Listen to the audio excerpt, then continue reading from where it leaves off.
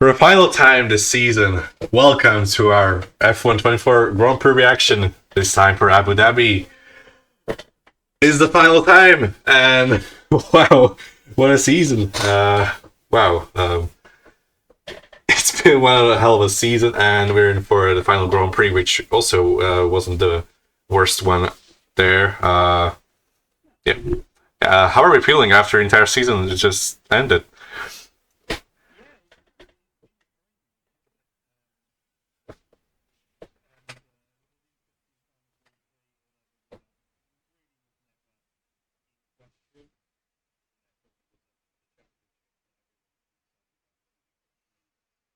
Yeah.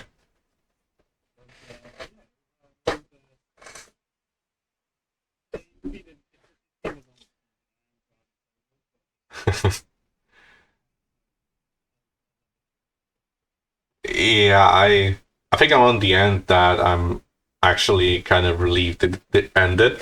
'Cause I don't think I need F1 for next month, but after that I think like when it comes January, February, I'm gonna miss F1 so much. But also like,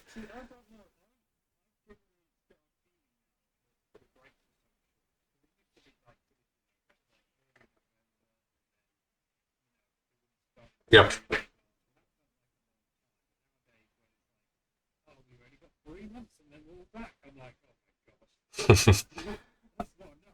I think I think it's also less than 3 months because when it comes to winter testing, that's before the 3 month period. So yeah, it's gonna be way shorter than the usual break.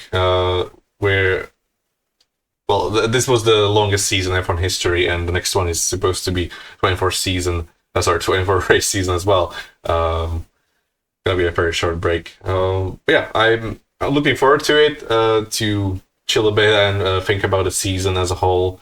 Yeah, we're gonna do some videos on our predictions and so on, and just look throughout this season how it went, and yeah, excited for it. Okay, anyways, Abu Dhabi Grand Prix, the final time this season. We're in for the constructors style of fight. Technically went to the last race, but yeah, the gap was extremely big. We pretty much needed Ferrari 1-2 and McLaren 2. Well, bad, no, well, not bad weekend, but not a good weekend either. So didn't quite happen.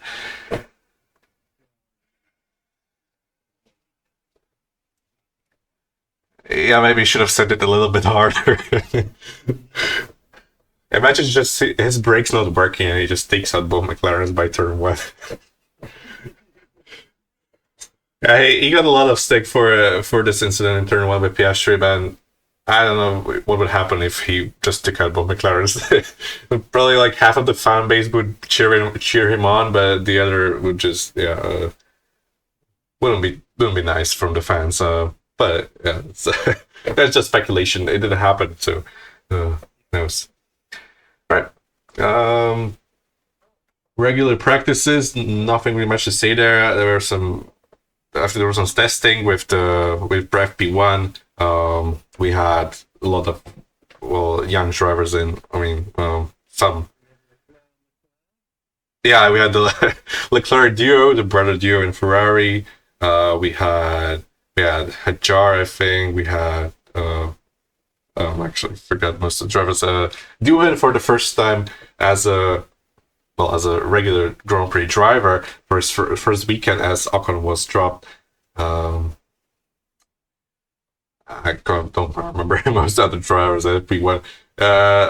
Yeah, I didn't watch the practices, to be honest. I just didn't have the time for it, and it shows I don't remember much stuff that happened. But we get to qualifying that I actually watched. We gotta get to that.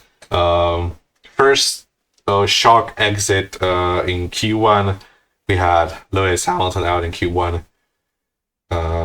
Not the greatest end to his Mercedes stint. Well, at least from his perspective, he probably would have wanted to be in Q3 at least. The Mercedes wasn't quick this weekend, but still, like, going on in Q1. Yeah, not great. Apparently, he had some issues with his car, but I don't quite remember what it was. Oh yeah, that was it. Exactly. Yeah, his final run, Magnussen just that replay was so unlucky. Like when you imagine the exact timing that Magnussen went over and it just perfectly fitted into his underfloor or whatever was it. Just yeah, a lot of downforce loss there. I don't know if it stayed in his car like after sector three, but definitely affected his last two turns. Um, that still probably wouldn't be enough to get into Q2. The gap was actually the gap was pretty close. Actually, I remember wrong because this qualifying entirely was extremely close. The gaps were very very close, and yeah, probably maybe would have made him get to Q2. I don't quite know. Yeah, I don't think there are any shock exits other than his. Obviously there was Doohan out in Q1, but nothing else we would expect from him. Considering it's his first time as an F1 driver. He wasn't that far off, to be fair. It was like 5 tenths or 6 tenths maybe behind Gasly. Um, I mean, it sounds like a lot, but also like there's pretty much like yeah, I don't quite expect them to be up there, up to speed that quickly. Um,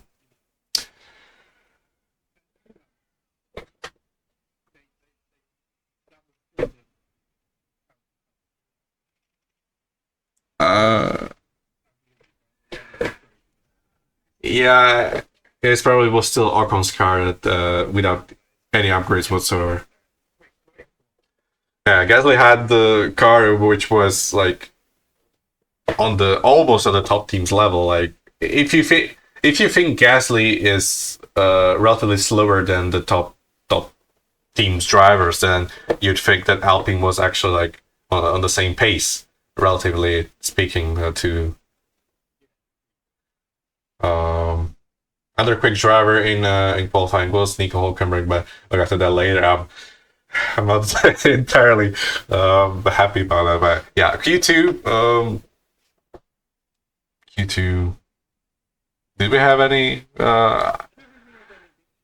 Q2 seemed very forgettable, so we probably didn't have much. I think Perez was almost knocked out. Yeah, he somehow got through. I think it was Yuki behind him by like 0.003 seconds or whatever. Three 30 hundreds or it was like very very close. It was, entire qualifying was very close. Perez just made it into Q3 in his last, hopefully last Red Bull qualifying. I actually can't say that he's getting out because it still doesn't happen. It's still no announcement. Uh, yeah, this time, like last year, he was still waiting for a seat. Sorry, not last year, 3 years ago, 4 years ago actually. He was waiting for a seat after winning Sakir Grand Prix, and he was signed for Red Bull on my birthday, which is in exactly a week from now. So imagine in 7 days he gets out of Red Bull. Like that was such a coincidence.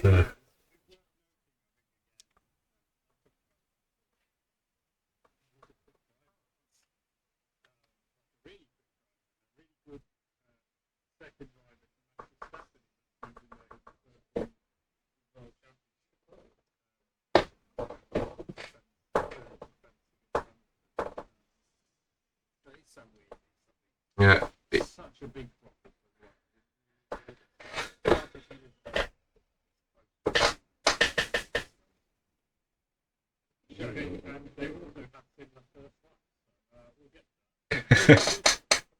Okay. Closer by.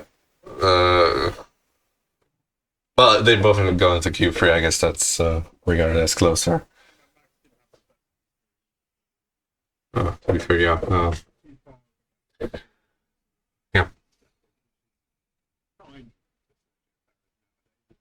Yeah. Speaking of Q3, we had the usual top teams, both McLarens, both Ferraris, one Mercedes, both Red Bulls, an Alpine of Gasly, Haas of Hulkenberg, and an Aston of Alonso. but the order was not quite what we expected. I mean, I we what which one? Oh my god! How did I forget that? Oh my gosh! His third Q3, I believe, this season. I think he had one in China, and the other one maybe he didn't even have. Yeah, incredible effort from Bottas to get into Q3 in his last weekend as a Sauber driver for sure. Maybe also his last qualifying ever. That's still that future is still uncertain for Bottas. Yeah, definitely a surprise. It seems like you remember much more from qualifying than I do. Interestingly, yeah, he got into Q3. I think he ended up finishing in P10 anyways. I mean, when you get qualifying already going to Q3, that's already an achievement. Oh, okay. My bad.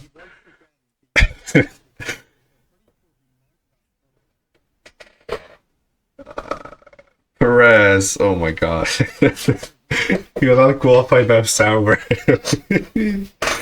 Oh god. How is my memory this bad actually? Oh my god. I mentioned him. I mentioned him. Yeah, he got into Q3. I know about that because Q3 had me forget all other drivers basically because I forgot Bottas because Q3. Oh my god, the moment Hulkenberg got on provisional pole, it was like there was like a 30-second gap between the next driver. I think it was Piastri who got ahead, right? In those 30 seconds, imagine a red flag. There was no time for another run. Hulkenberg would have been in a pole position and would have been dropped because of the penalty. Oh my god, this is such a Hulkenberg moment. Anyways, he qualified in P4. Still an incredible job for his last Haas qualifying. Dropped to P7 in for the Grand Prix start. Not much to say there. Actually, I think he started P6 because Charles got the penalty, didn't he? No, Charles got out in Q2. That was the one I forgot. Yeah, Charles. I mean, even if he would have got a pole position, he would start at P10, and I don't think his race would have panned out any better. Sorry, pretty done. Yeah. Pole position, Lando Norris, P2, Oscar Piastri, so McLaren 1-2 for the final time this season. Norris got another pole position, so he is tied with Max for most pole positions this season, and that means there's no I think even both teams have. Like Red Bull and McLaren, both teams also have the same amount of pole positions then because Perez and Piastri got none. Which is also crazy to think that Piastri got 0 pole positions while Lando got 8. Qualifying gap in stats is quite big. But when it comes to the gaps themselves, it's like 2/10 at most, I think. So it's not like a huge gap, but I think Lando really stepped up this season in qualifying specifically. Definitely one of the qualifiers of the season, if not the best qualifiers. Good job from Lando getting to final pole this season. Verstappen P2, as I mentioned. Sainz P3 in the end. Solid effort by Ferrari, but I think they hoped for more. Is it really needed? Well, needed anything they could have to jump McLaren in the constructors. Didn't quite happen. P4 Hulkenberg, as I said, an incredible lap, just out of nowhere. Was like Oh my god, I'm still thinking about that moment. I was there sitting on the couch like, oh, like, please, red flag, red flags. I was literally praying to everything that I know. Didn't quite happen. Still incredible, incredible. I'm happy. This has to end this way. B5, also a great lap. I think Pierre Gasly, right? B5. Another star of qualifying was up there with Hulkenberg throughout the sessions. Oh,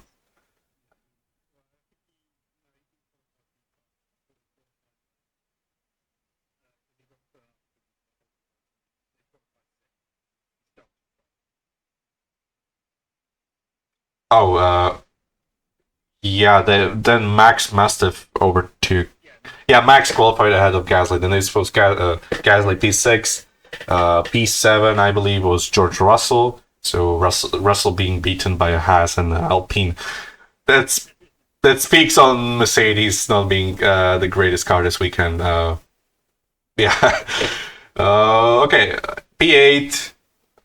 P8 Alonso, P9 Bottas, and P10 Perez. Okay, that's qualifying over. Gonna assign the points as you got a point for pole position. And that. And yeah, that's it. That's it. uh, what is it? Oh yeah, okay. Onto the race. Yeah, exactly. We had the start of the race. Lando from pole position. I think for the third time ever, he managed to keep the lead after turn one and after lap one. Good job from him. His teammate, on the other hand, wasn't so fortunate. He was taken out by Max. So it's nothing much to talk about there. Max was overconfident into turn one and just thought there was a gap. There really wasn't. Piastri just left so much room and still got hit by understeering for Verstappen. So unfortunate, but definitely Max's fault. Both drivers left left spinning. Max obviously with his car. How to say it even. Max really knows how to spin correctly. Like he just spun and it just continued like in the span of 2 seconds. It was almost like he's lost like 10 positions at most. It was pretty much in the top 10 like by like lap 3 or something. Yeah. Piastri wasn't as fortunate. He was outside of the track, so he couldn't rejoin until the final car went through. I think wasn't there someone who started from the pit lane? Maybe wrong. There probably wasn't. They still had.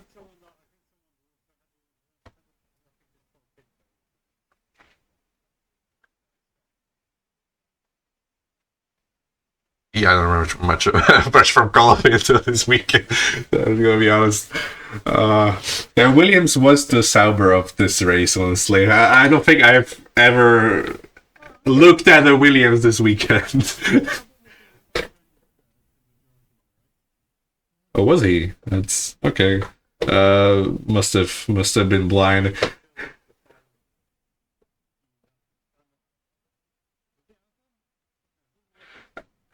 I don't think I've seen the Williams this race. I can't tell you honestly. Yeah, I think I saw William.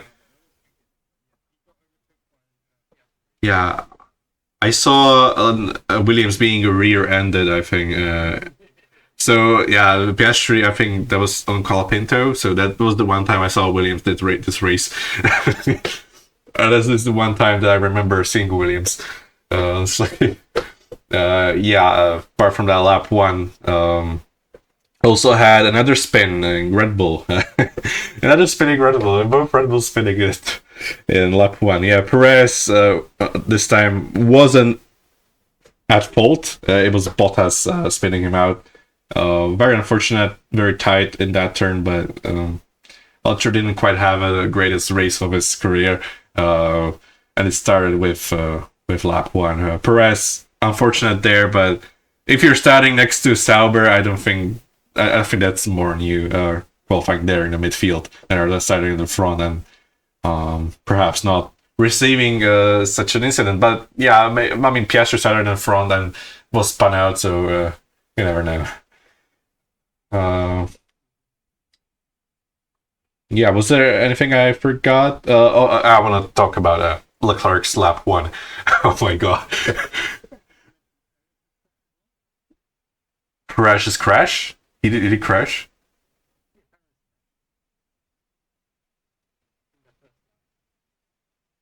I didn't see the incident. I don't know why he retired, so you need to tell me.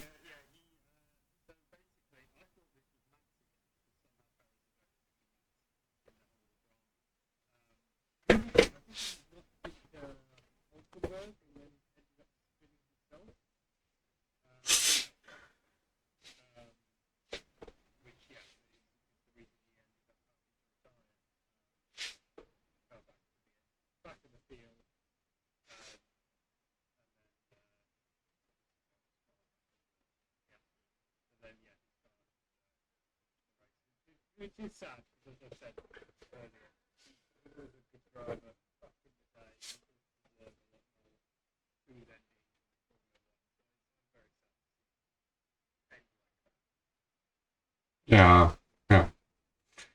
Honestly, I don't think I ever disliked Checo. It's just that I really didn't want to see him in a Red Bull for a long time. And it's more on me wanting competition from the second Red Bull seat than disliking Perez. I think Checo definitely earned his uh, respect throughout his career. He has he had some success even before Red Bull, and definitely deserved that Red Bull shot. It's just that it's didn't work out quite well, and just yeah, 2 years too much, and yeah, I think it should have been dropped after 2022. But here we are. It's 2024. Still apparently has this.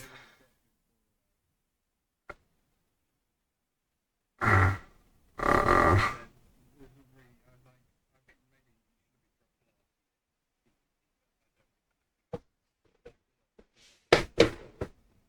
I think they really wanted to get Daniel in, but Ricardo unfortunately couldn't quite beat Tsunoda, and that was the one thing they had to do to earn the Red Bull seat, basically.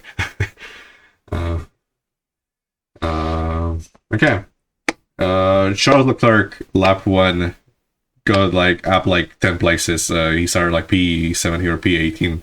Was or P7 or P8, I don't know. By lap one, it was a crazy start. Very fortunate by others being unfortunate, but also great positioning and just incredible start, especially in this scenario where they needed every single point. That point. Yeah, well, that was the start mentioned. So we can get to the rest of the Grand Prix. What happened? Can you help me a little bit?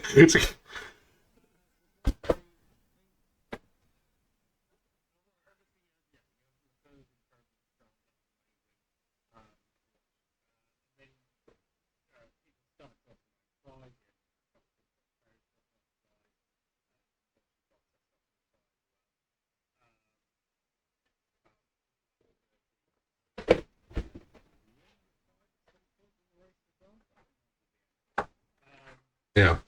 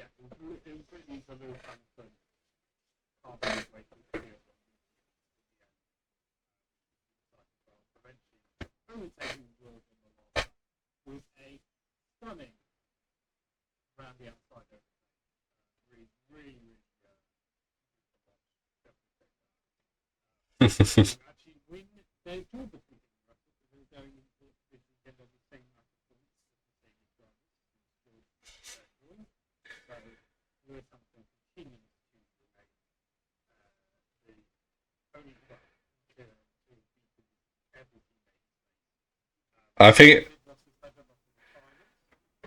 uh, I think it's worth noting that I think he lost to Button in terms of points over the time as teammates, and obviously with Alonso they were on the same point, so it probably doesn't count.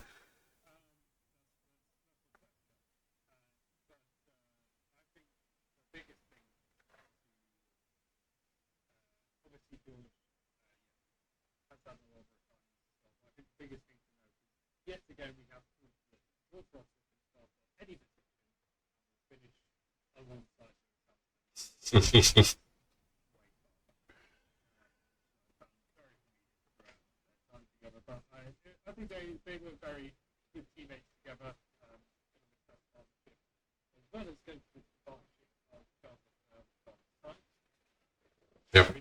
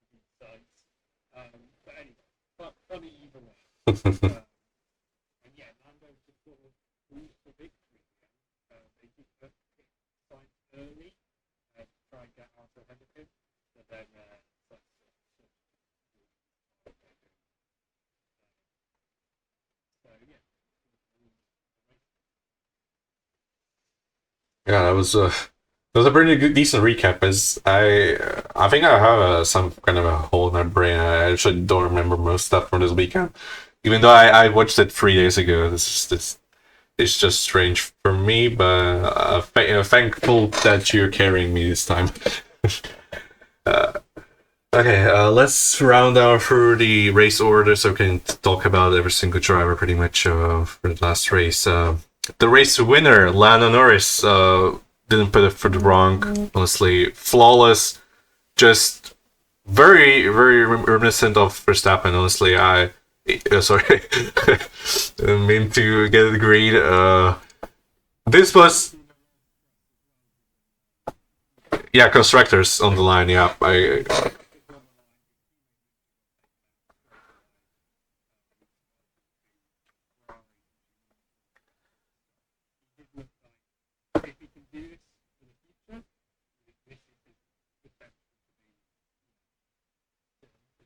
yeah.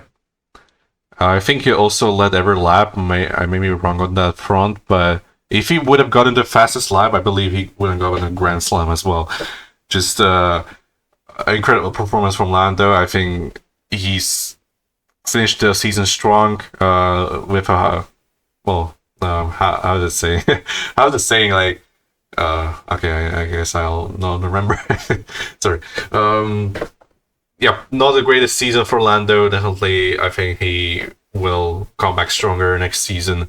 He's learned a lot with the title fight with Max, and I believe he can challenge next year. He will go into next season with a different attitude, and I think these races like Abu Dhabi and in here could be much more frequent. Where he just, I mean, he literally put out the first step in a weekend in Abu Dhabi. Like there was a single mistake. I think, like yeah, just incredible. B2 in the end, Carlos Sainz Um, so close to a win, but not quite. Uh, yeah, still P2 in his last Ferrari Grand Prix is still incredible. Yeah, good job from Carlos Sainz too, and his I also put it agree. Great from Carlos too, and his Ferrari on the high, stayed on the high as well. Yeah, Carlando won too in a long time. I don't think I don't think I remember the last time it was. It was basically a long time ago. I think it was Australia this year. Carlos won and Norris got P2. So yeah. Uh, oh man, no. Leclerc was P2. Sorry, my bad. So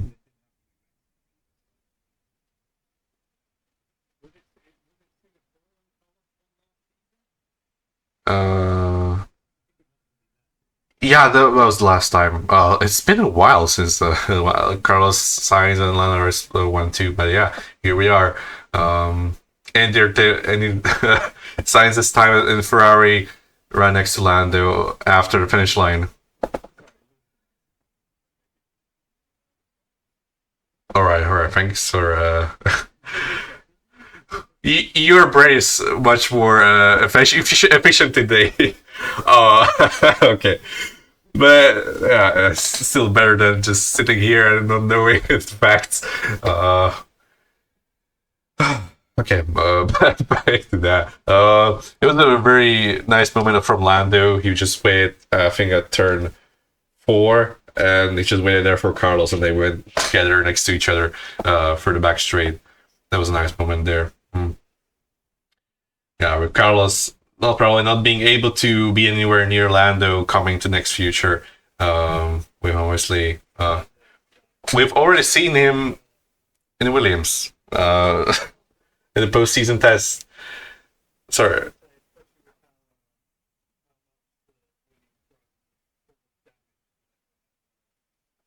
Oh yeah, that crash damage must have hindered 20.5 season already, and 20.5. I think they already stated that they will not focus 20.5 at all to basically sacrifice it in order to be good in 20.6. But I wouldn't be. I would like to be in Carlos's Carlos's place right now. He basically went from a race winning car to potentially being in one of the slowest cars on the grid next year. Like we could very well see Williams being the slowest car because Sauber suddenly found some pace. Alpine is obviously very strong in Gasly.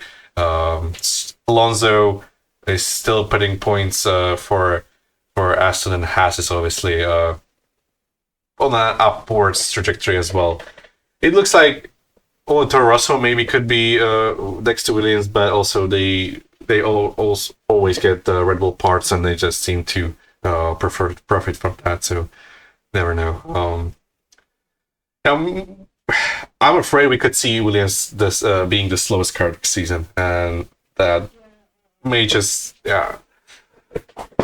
if we would see Carlos being from race win contender to not being able to score points the entire season, it's gonna be very tough.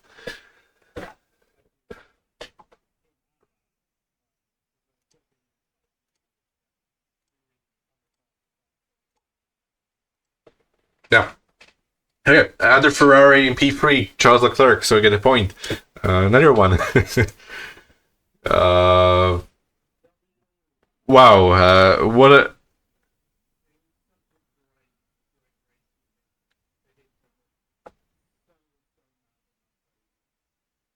Yeah,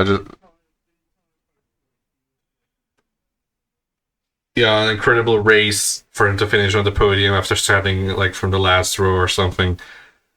Wow, a great start, and the entire race was very well managed from him. Basically, never gave the Mercedes a chance to challenge him, so he was pretty much on the podium from the start. Yeah, great job, Charles. Giving a James point is not great for me, but I mean, if you're gonna get. It wasn't even happy either. It shouldn't have finished P3 and should have given me a minus point for you, I guess. P4 with a great overtake on the last lap, as you mentioned. Wow, quite a memorable moment. I think this is gonna be like looking bad at this moment, furious into the future. Yeah, that was the time. They're extremely close as teammates. Well, obviously on equal points going into this race. Hamilton, through the entire field, stormed through them, and on the last lap, overtook George for a P4 and gave me a point. So, I mean, thanks. George Russell P5. A cheeky point there on the last lap. That would be. I would have been pointless up to this point without it. Yeah. Mercedes wasn't the greatest car this weekend, but they maximized their package at the race on race day. P4 and P5 was much better. They should have finished based on the car performance.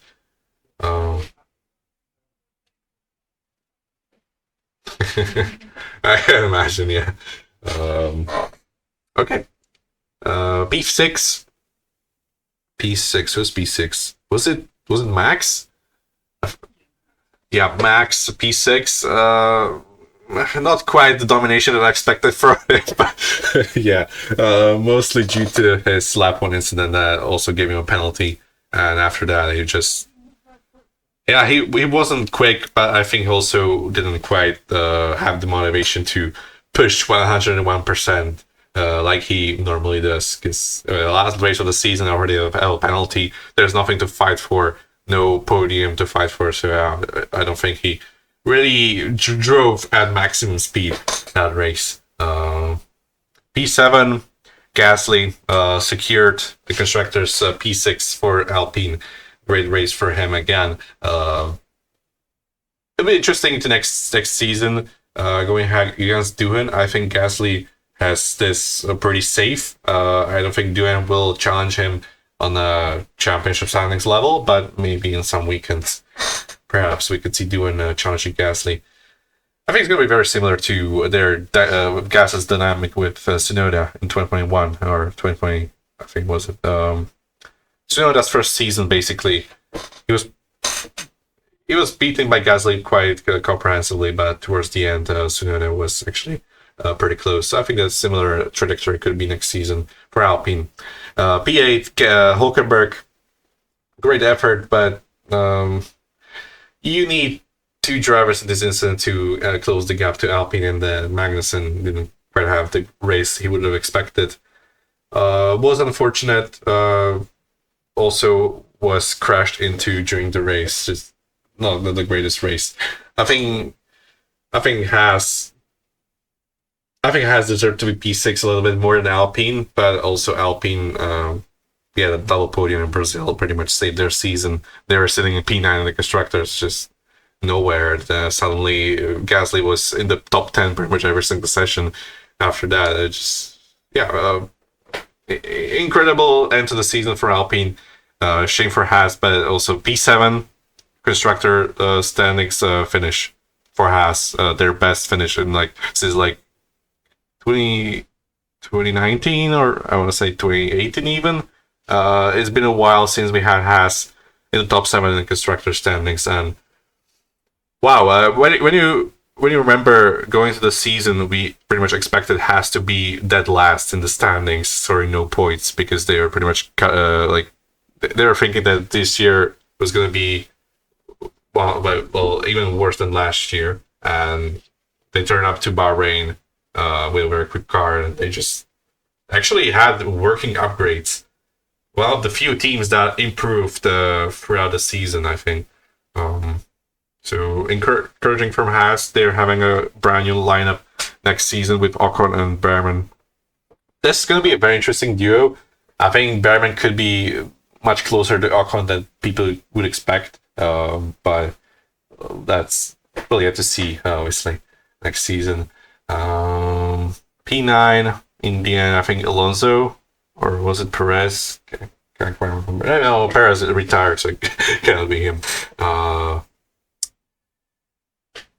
know P9. Should have been Piastri, right? Or was it Alonso?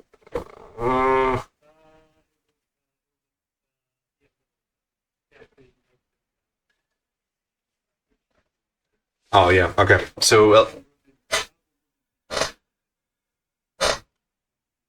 yeah, that's yeah, exactly. I remember now. I remember Williams from this race. Albon was up there in the top 10, but his tires were just completely dead by the end, and he was losing like 2 seconds per lap. Um, yeah, Piastri and Alonso overtook him, and Piastri couldn't catch Alonso, so P9 from Alonso. I mean, points finished to end the season. It's not looking great for Aston right now, but their aim is 2026 with the Honda engine. 2026 new Rex. I think that's gonna be the Aston's time. If they fumble the 2026 regulations, I don't know what to think about that team anymore. Every time they bring upgrades, they made the car slower, and it's don't quite know what to say about that team. I mean, they have only one driver, also, so yeah, that's pretty much it. Yeah, P10 Oscar. Was a difficult recovery, but it didn't seem like he had the pace of his teammate either. So only a P10 finish for Oscar. P11 was P11. Was it Albon, or did someone overtake him as well towards the end?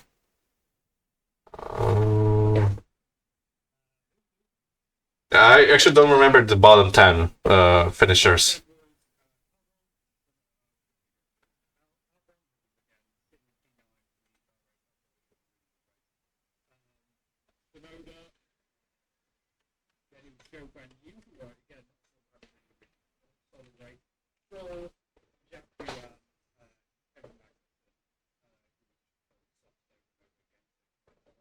Yeah.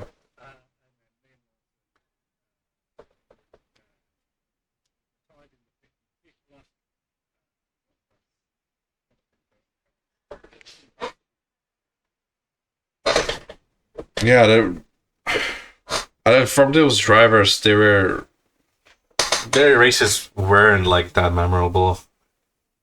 We could talk about their season, but we're gonna do that in separate videos. Yeah, Tsunoda beating Lawson again, convincingly as well.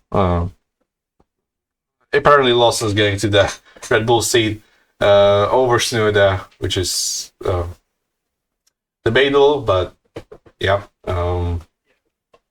Joe, decent race. Duan, I mean, wasn't the quickest guy out there, but he kept his nose clean and finished the race with no incidents. And I think that's very important for him.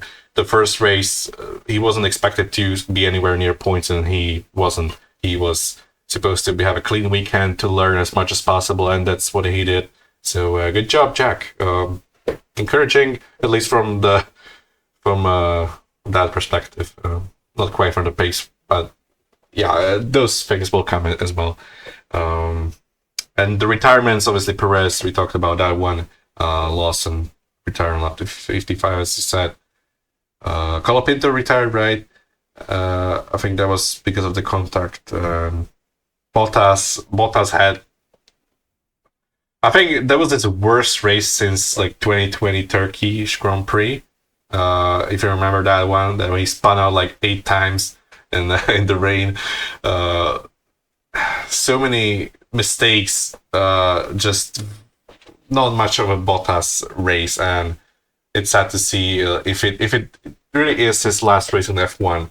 If it's like this, it's a sad exit. I would have loved him to finish in points, but yeah, he made the mistakes and couldn't even fight for a point. So that's it. Yeah, that's it for the order. So we can go to the fastest lap. That goes to Kevin Magnussen. No points for him in the championship points, but farewell with the fastest lap. Farewell from Formula One. Kevin Magnussen, very memorable driver. I think I'll still mention him in the future. Great bloke and a fast driver at times. Just wasn't quite the great driver caliber. He was a decent driver, decent midfield driver that produced some fun racing. Occasionally being a bit of a chaos bringing driver, but those things will also be appreciated. I think I was I was always excited when I saw Magnussen on the TV screen because you basically knew that something could happen, and all of the times it happened. I think you didn't quite like Magnussen's driving ethics.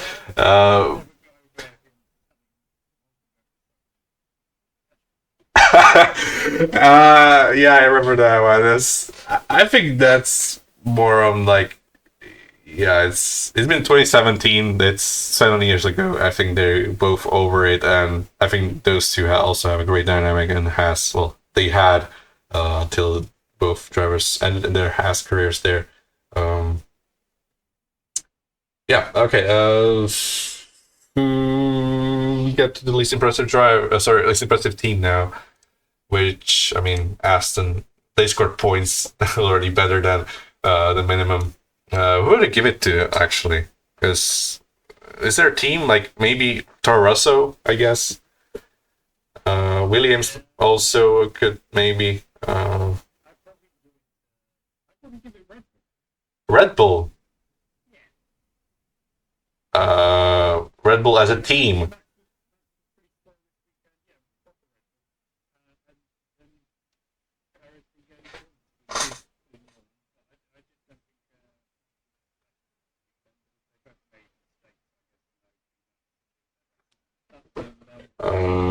Yeah. I mean, do you expect Red Bull to be up there fighting the McLaren? I mean, Max was close in qualifying.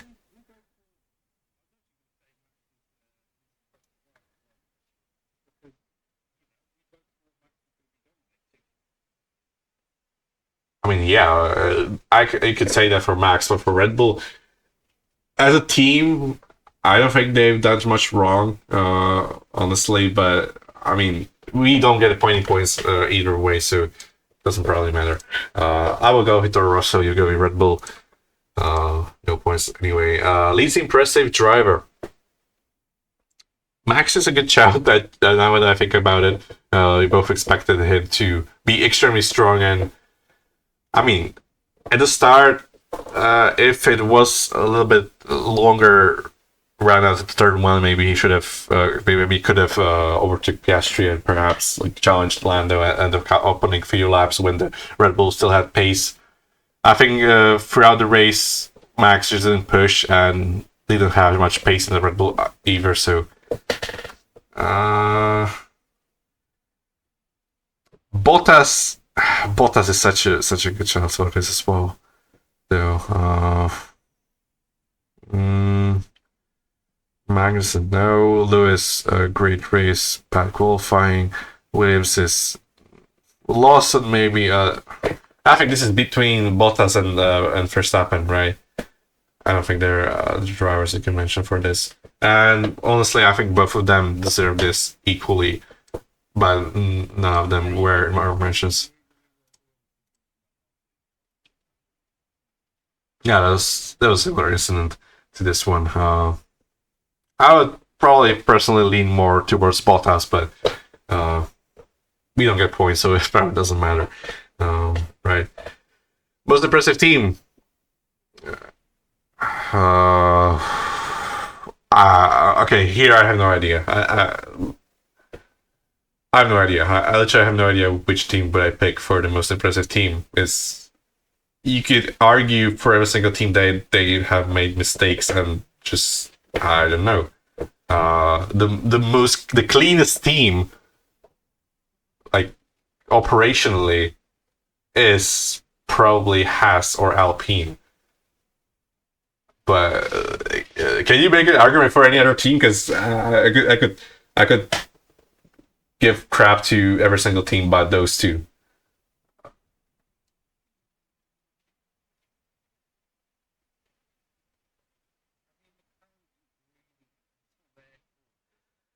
I guess.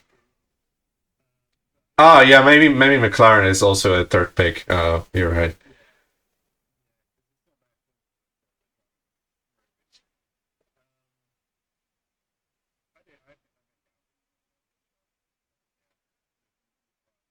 Actually, I would actually pit McLaren over Haas, but Alpine over McLaren by a little bit.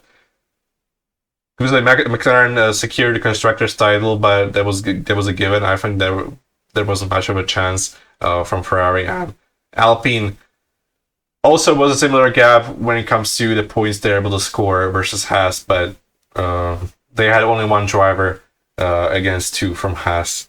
Doohan was there to learn. He made no mistakes. Gasly drove a perfect weekend. Probably security for them. Good job Alpine on P6 after a horrible start to the season. A last row lookout in Bahrain, very memorable, but now they legit became a point scoring team every single from pretty much with Gasly. So congrats Alpine. I'll still leave this black for now for the Alpine one. We'll decide it at the last one, okay? Trust me for this one. Most impressive driver. Lando, right?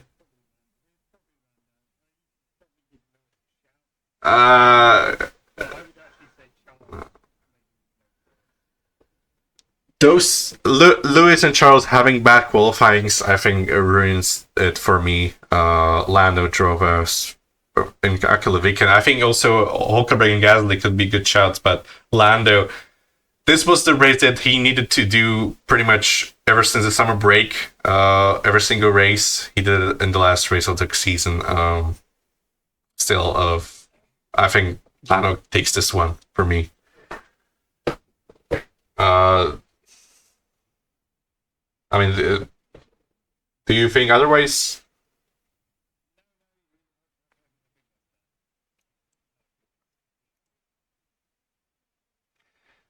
All right. No points for this one, and Russell didn't crash, as far as I remember. Yeah. Sorry, this is the one. Okay. To be fair, on the last lap, the two Mercedes cars next to each other in a high-speed corner. I mean, imagine they would have crashed. Oh my god. It's such a Mercedes moment for them to end up on equal points after crashing out those last lap together. You probably don't like that idea, but it seems so funny to me, personally. Okay, most impressive team. I'm actually going to give this to McLaren over Alpine. I may change my mind, even though this probably will take me a point away from me. But I'm not willing to take it away because I legit think that McLaren had a not more impressive, but more clean weekend. Because I don't think you can say any team was specifically the most impressive. I think there was some good teams, some bad teams, and no impressive teams. And operationally, McLaren, I mean, Piastri's fault wasn't that being knocked out in turn one. That was not his fault. Lando during an insane race to secure that constructor. So, yep. Okay, 2-2-1. That's it for the Abu Dhabi reaction, but we still have the points to. Okay, sorry. Let's move to the other spreadsheet. I'll make it a little bit closer. Oh, this is not the close. That's not closer. Okay, this should be fine. Actually, remove. No, I will not remove the chat bubbles. They should be fine there. Okay, are in the tab 2024 prediction championship. Okay, we can count the points because I'll assign the Abu Dhabi points last. Okay. So it's more tense. Okay. So I'll remove the X's and that should bring the points to the table. So starting with Bahrain, I started off pretty well, 74. Was pretty damn good Grand Prix for me, but at the start of the season, I pretty much expected it to be like 2023, and it was at the start of the season at least. As we can see in Saudi Arabia as well, 74. So it's now 14-8 after round 2.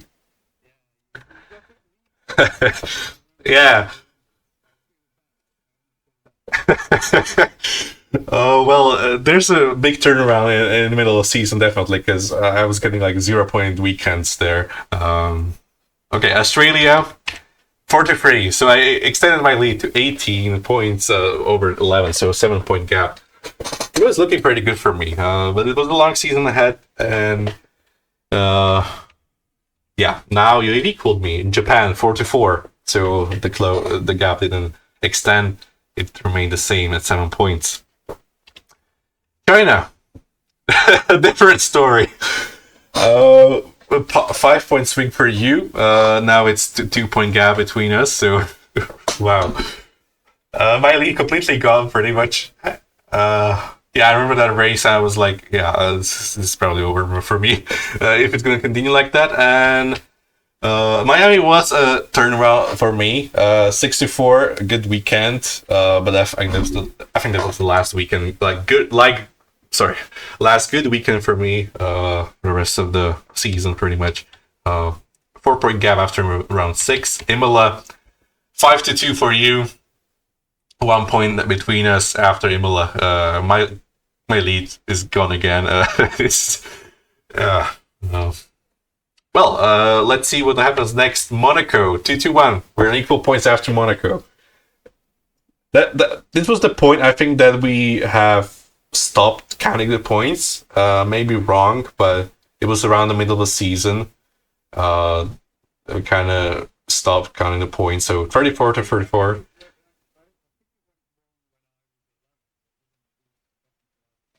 Oh, I don't remember the points up to that point. So, yeah,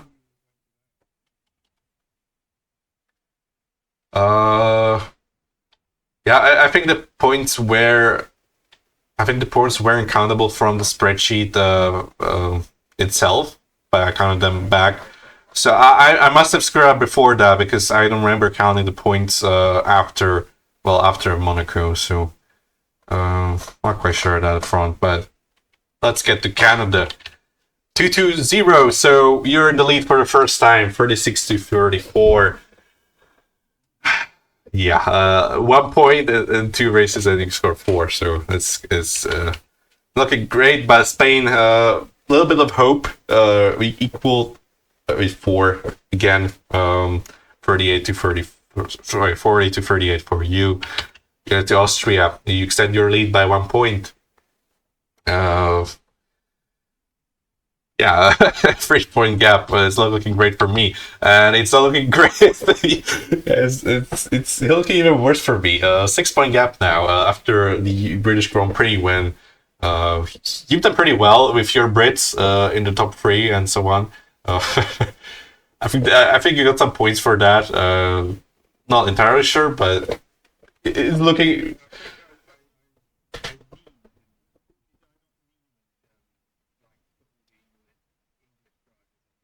Yeah, it happened. Yeah, it happened Q3. It was like a British 1-2-3, because Mercedes 1-2 and Lana in P3. So yeah, we had a British 1-2-3 after predicted it for the Grand Prix. That was quite a scene. Hungary. 3-2. Finally, at least 1 point back. Getting 1 point on you.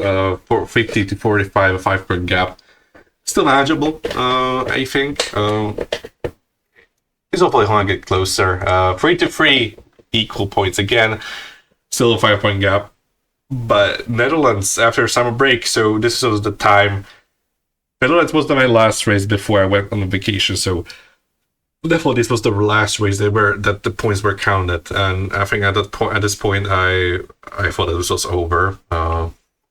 Yeah, it will be very, very close. Yeah,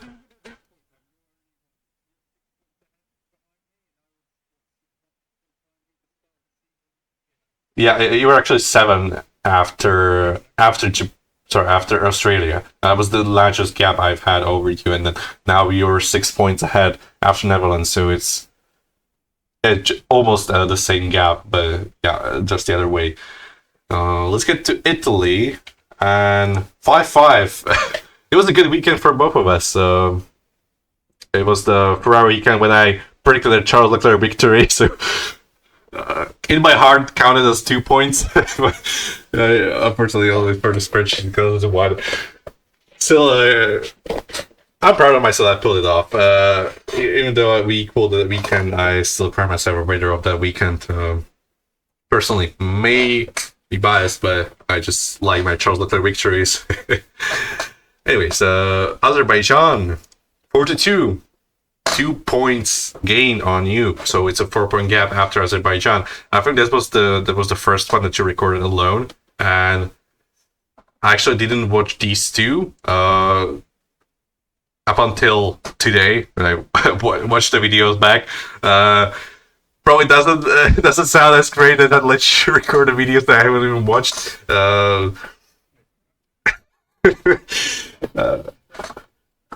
Yeah. Yeah, I guess we can say it like that. That sounds better than me not be absolutely not being responsible. Sure thing. Singapore, the other one that you've recorded alone. Actually, no. I think I did this one myself. Actually, maybe or we were together because it was over a 1 hour long video, so we must have been there together for the first time after I came back from vacation. So. Yeah, 7-point gap. So this was the point that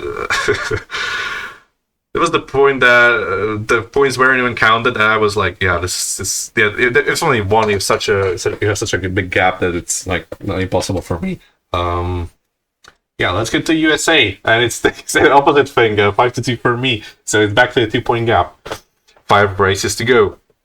This is so close. Oh my god! Like last season, I think I had like a 7-point gap in the end, right? Similar to that. Now we're 2 points away from each other after round 19. Mexico 2-3. So a 5-point gap.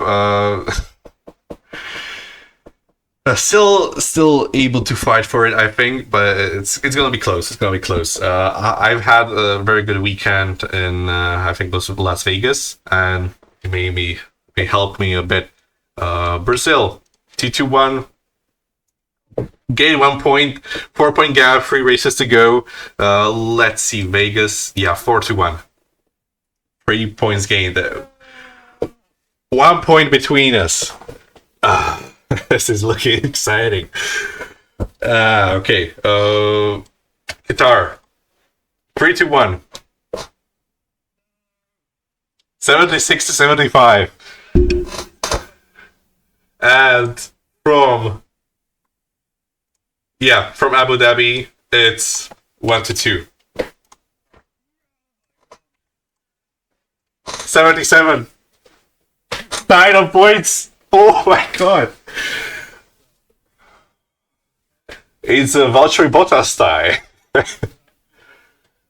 Incredible. What do we do now? Rock, paper, scissors.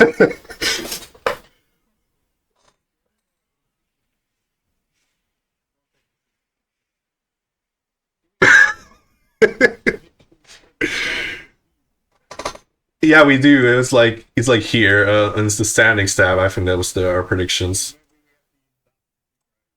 I don't want to use my Leclerc P1 for step. Actually, I mean, I had the top 3 right, just in the wrong order.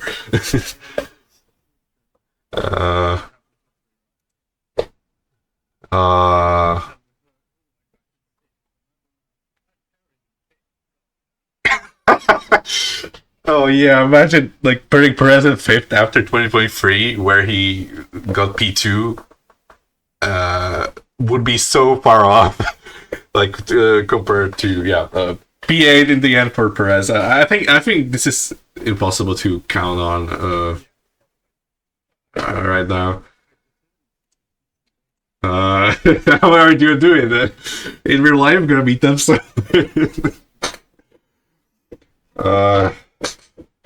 Yeah, 77. I have no idea what to do now. How do we solve this one? Guess maybe.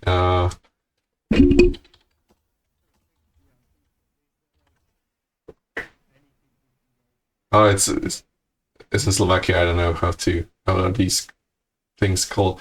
Wanted to flip a coin on Google, but it's probably not the greatest way to finish this championship.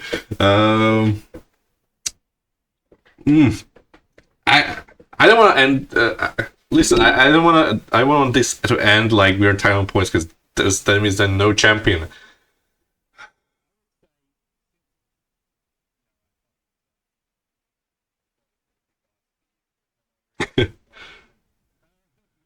Hmm. Is there okay? Maybe we can end this with our predictions on the second Red Bull seat. That's the only thing that's still remaining, right? And the season to predict because 2024 is like over in all regards, apart from that one. Okay, we have to have two different picks. So who are going for 2025 Red Bull teammate of Verstappen? Yeah, you get it. You get it. I'm generous today.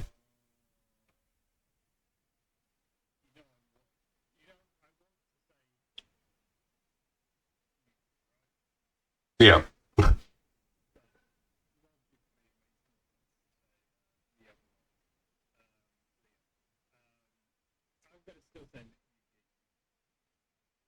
Ah. Oh damn it! I wanted to go for Yuki, and I would lose with pride because Yuki deserves that Red Bull seat. Definitely. Okay, I'm going with Liam, but if I win the championship, I will. I don't know. It's like it's like Michael Massimo. Like, I wouldn't even like the championship. Give it handed to me. But yeah, I guess we'll see how the championship is decided by this some very weird minds at the Red Bull leadership, basically, which have kept Perez for. Imagine if Perez is kept for 2025. No champion. I mean, if that happens, and we'll be both crown champions. I guess I'll be happy with the tie, but now we'll let the fate decide the champion of 2024 predictions. And yeah, it's been a hell of a season, and wow, to be the, I had a 7 point gap at the start of the season. You had a 7 point gap in the later part of the season, and we're ended up tied on points. It's incredible. Wow. Okay.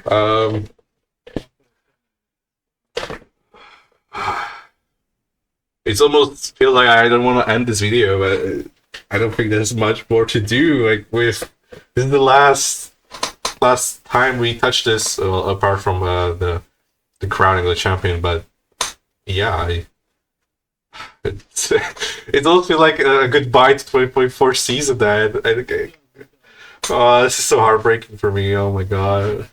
Uh, yeah, on to next year. Title fight between Charles and Lando. Let's go for it. uh, you're gonna laugh, probably, because how ridiculous it is. Oh, you think Lewis will challenge for a title next season?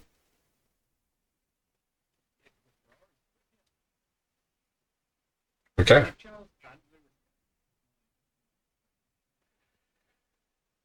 Yeah. No. I'm not saying that Lewis isn't capable of championship. I'm obviously has won arguably the most championships in the history of F1, and it's still the most, even if it's tied with Schumacher technically. Yeah, he is. Okay. Goodbye 2024 season. It's been a hell of a ride, and we're at the end.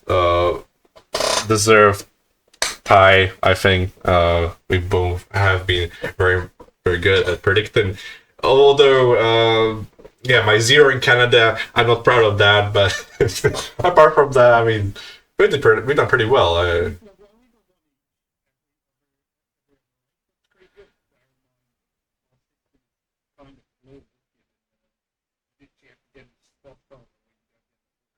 Yeah, there's also the sprints. There's also the sprints. Yeah. There's okay. 48.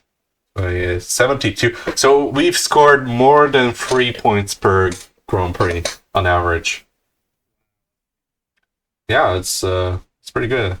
I will check the last season, but I don't think I can do that with the OBS on this one. It's probably not gonna work. All right. It's still difficult to end this video, but yeah, we're still having some content on 20.4. We've got to react to some of our predictions before the season and so on, and our driver ratings that will come probably the further the first video after this one, pretty much. I think our ratings for the last 8 races, so we'll have the ratings as close as we can, basically. Yeah, because we may forget how the 8 season. At least I may, because your memory seems to be much better recently. Okay. Thanks, everyone. Ichi's probably waiting for me to end this video for so long, man. It's so difficult for me. Yeah.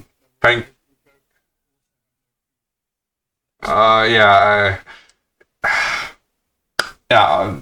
I mean, you know how I appreciate you. I'm so glad that you're here and me recording these, because.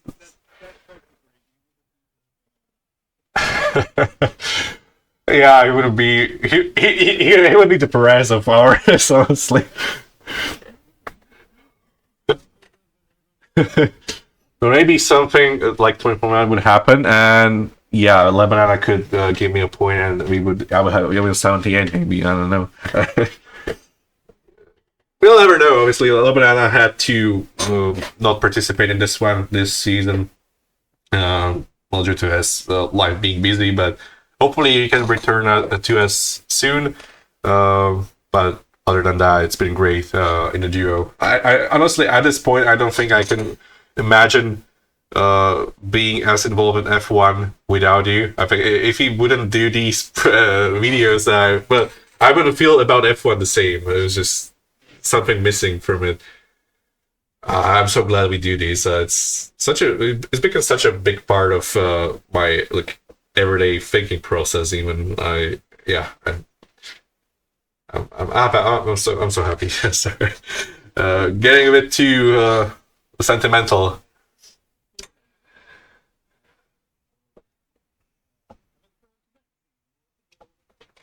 Yeah. I still want to crown you the champion, just because I won last season and I wanted to be like 1-1. All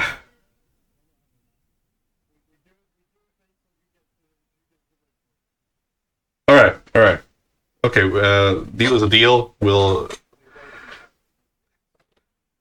It'd be so funny if it's Perez and we're both tied. Honestly, until the Red Bull situation is solved, we're both champions of the season. Let's agree on that, I guess.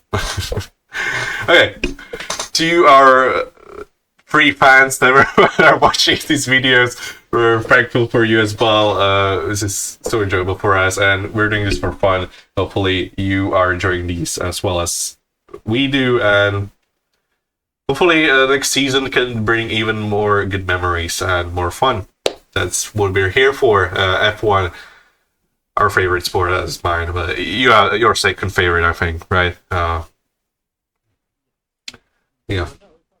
Oh, okay. Your second favorite is definitely football. Like,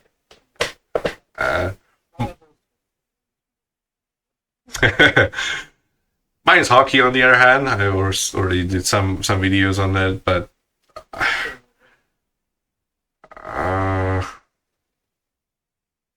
what did you say? Sorry. Ice hockey. Sorry. I forgot you differentiate English. Sorry. We just call it hockey because there's hockey like for ice hockey, and there's the floor hockey like or hall hockey, or however you say it, for the normal one. It's basically a different phrase for it, or in my language, for example. Oh my god, how do I end this? Okay, thanks everyone, and until next time, bye, see ya, whatever.